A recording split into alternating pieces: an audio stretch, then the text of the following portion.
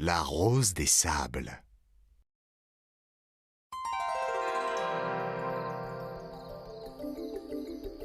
Ce matin-là, Moko était allé voir le vieil homme sage qui habitait à l'autre bout de son village.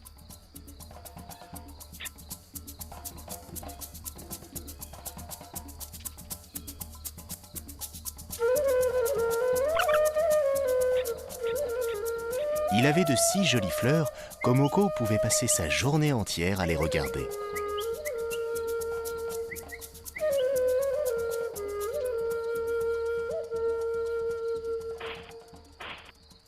Veux-tu que je t'offre une de ces fleurs?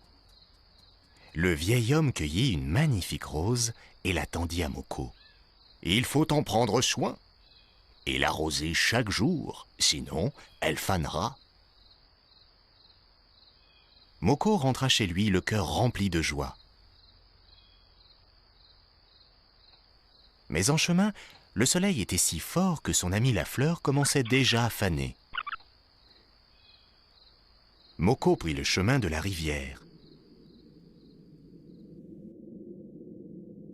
Mais la route était si longue et le soleil si chaud que la rose ne put résister et fana entièrement.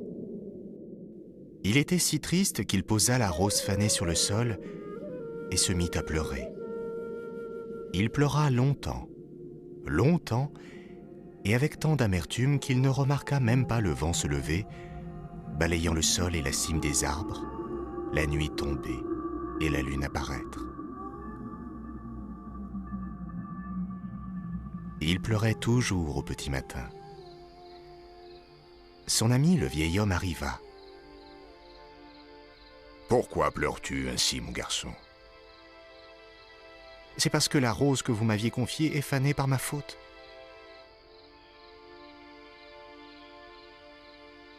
« Regarde à tes pieds, mon garçon. Une surprise t'attend. » Moko ouvrit un œil, puis un deuxième. Merveille! Il découvrit alors que sa rose était toujours là, encore plus belle, scintillante, et que ses pétales étaient solides comme de la pierre. « C'est un miracle! Je dois montrer cela à tout le village !»« Non, mon garçon, » dit le vieil homme.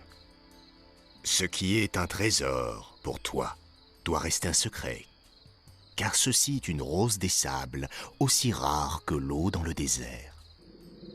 C'est le vent qui a balayé le sol et l'a fait sortir du sable, rien que pour moi ?» s'écria Moko. Il retourna au village, le cœur baigné de joie, en gardant son trésor comme on garde un secret. Il se disait chaque soir en regardant sa rose que le vent du désert avait voulu consoler son chagrin. Qu'est-ce qu'une rose des sables? Comme tu le sais déjà, dans le désert, il fait très chaud le jour et très froid la nuit.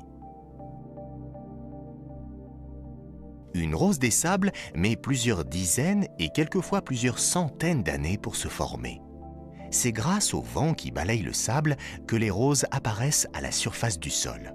Il y en a de différentes formes. Il peut y en avoir des petites comme des grosses dont certaines ressemblent vraiment à des roses. Sous le sable, il peut y avoir des étendues d'eau souterraines que l'on appelle nappes phréatiques. L'eau de la surface du sol s'évapore très vite et fait remonter l'eau des nappes. En chemin, les particules de l'eau se mélangent avec le sable pour former des petits tas que l'on appelle des cristaux.